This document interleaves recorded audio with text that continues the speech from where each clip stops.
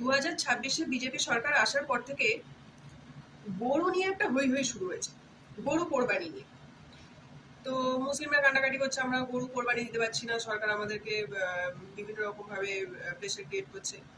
তো এক্ষেত্রে আইনটা কি বলছে দেখুন, ভারতবর্ষে কোনো মানে অল ইন্ডিয়া কোনো কাউ স্লাটারিং আইন নেই।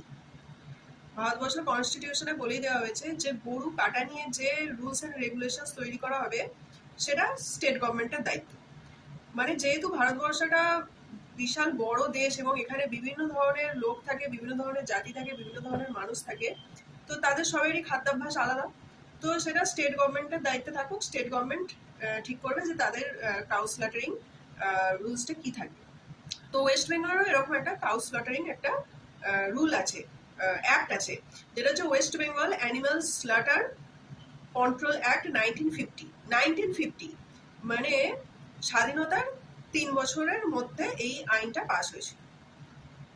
তো এখানে তো আমাদের বর্তমান সরকার যে 2026 সালে এসছে, তার তো এখানে করার কিছু নেই। ওয়েস্ট বেঙ্গল হচ্ছে একটা হিন্দু মেজরিটি স্টেট, এখানে হিন্দুর সংখ্যা বেশি। তো সেখানে তো তুমি যথেচ্ছভাবে গরু যেখানে সেখানে কাটতে পারো না। আর তোমাকে তো বলা হয়নি যে তুমি গরু একদমই কাটতে পারবে না বা গরুর মাংস খাওয়া যাবে না। কিছু বিধি নিষেধ আছে, সেগুলো তোমাকে ফলো করতে হবে। যেমন এই 1950-তে কোথাও বলা হয়নি যে 14 বছর বয়স হতে হবে তারপরে গরু কাটতে পারবে। ওটা রিসেন্টলি আর কি আমাদের গভর্নমেন্ট এটা একটা রুলস করেছে। ওটাতে শুধু বলা ছিল যে একটা সার্টিফিকেট লাগবে, ফিটনেস সার্টিফিকেট থাকলে তবেই গরুটাকে আপনি কাটতে পারবেন।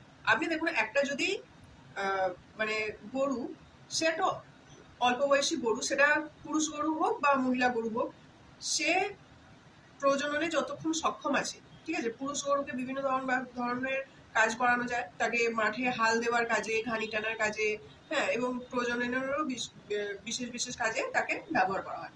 আর যেগুলো হচ্ছে মেয়ে গরু, তাদের থেকে আমরা দুধ পাই, তাদের থেকে আমরা বাছুর পাই, এবং তাদের গোবর থেকে ফুটে জ্বালানি এই সমস্ত কিছু তৈরি হয়, ঠিক আছে।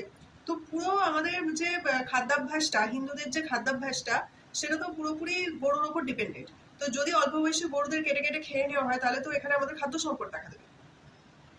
তো এইগুলো চিন্তা ভাবনা করেই একটা রুলস তৈরি করা হয়েছে যে মিনিমাম 14 বছর পর্যন্ত গরু কাটা যাবে না। তারপর তার বেশি বয়স হয়ে গেলে তুমি ফিটনেস সার্টিফিকেট নাও। ফিটনেস সার্টিফিকেট পঞ্চায়েত সমিতি থেকে বা ওই কর্পোরেশন থেকে দেবে বোধহয়। তো সেটা নেওয়ার পর তুমি গরু কাটতেই পারো। তো এটা নিয়ে এত হৈ হৈ করার কি আছে, আমি সেটা বুঝতে পারলাম না। আর এমন তো নয় যে আইনটা মানে হঠাৎ করে আজকে বিজেপি গভর্নমেন্ট 2026 সালে এসে হঠাৎ করে আইনটা শুরু করলো, এরকম তো নয়। এটা তো ছিল 1950 সাল থেকে। আর বিশেষ করে আমি এর আগেও একটা ভিডিও বানিয়েছিলাম যে এখন সেকুলার সেকুলার বলা হয় ইন্ডিয়াটাকে। অ্যাকচুয়ালি ইন্ডিয়া কেন সেকুলার হবে? যেটা হচ্ছে মুসলিমদের জন্য পাকিস্তান এবং বাংলাদেশ, তোমাদের দেশ তো আলাদা করে দেওয়া হয়েছে। এখানে সেকুলার ওয়ার্ডটাই ছিল না, ভারতের যে প্রিয়াম্বল আছে সেখানে সেকুলার ওয়ার্ডটাই ছিল না। ইন্দিরা গান্ধী অ্যাড করেছে এই সেকুলার ওয়ার্ডটাকে এমার্জেন্সির টাইমে। নয়তো এটা সেকুলার দেশ নয়। যে সমস্ত বামপন্থীরা সেকুলার সেকুলার করে মানে কথা বলে, তাদের জন্য আমি বলছি এটা কিন্তু সেকুলার দেশ কখনোই ছিল না, এটাকে সেকুলার বানানো হয়েছে। তো যাই হোক, যেটা আইন আছে আমি সেটাই বললাম, আমি আইনের বাইরে কোনো কথা নিজের থেকে বললাম না। আশা করি ব্যাপারটা আপনারা বুঝতে পেরেছেন। গরু নিয়ে এত হৈ হৈ করার কিছু নেই, কিছু রুলস অ্যান্ড রেগুলেশনস আছে, সেগুলো আপনাদের ফলো করা উচিত।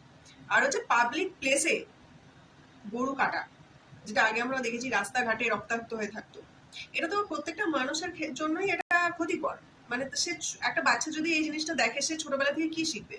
অত রক্ত, অত আমরা তো হিন্দুরা তো মাটন ফাটন খাই, কিন্তু আমরা কি এরকম ঘরের মধ্যে কেটে খাই? আমরা দোকানে যাই, সেখানে কাটা থাকে, আমরা সেখান থেকে নিয়ে আসি। অনেক বিশ্বে উন্নত উন্নত অনেক দেশ আছে যেখানে গরুর মাংস খাওয়া হয়, মানে বড় বড় প্রাণীদের মাংস খায়, কিন্তু তাদের একটা স্ল্যাটারিং হাউস থাকে, যেটা মানে সেপারেট প্লেস থাকে তার জন্য। সেটা কোনো বাচ্চাদের সামনে পাড়ার মধ্যে, রাস্তার মধ্যে, বাজারের মধ্যে একটা কেটে ফেললাম গরুকে, এই জিনিসটা শেখানো হয় না। মানে আমাদের সমাজটাকে একটা সুস্থ স্বাভাবিক একটা শিশুর মানে বড় হয়ে ওঠার জন্য, হ্যাঁ, একটা সুস্থ স্বাভাবিক পরিবেশ আমাদের দেওয়াটাই হচ্ছে আমাদের কর্তব্য, আমাদের প্রত্যেকটা মানুষের কর্তব্য।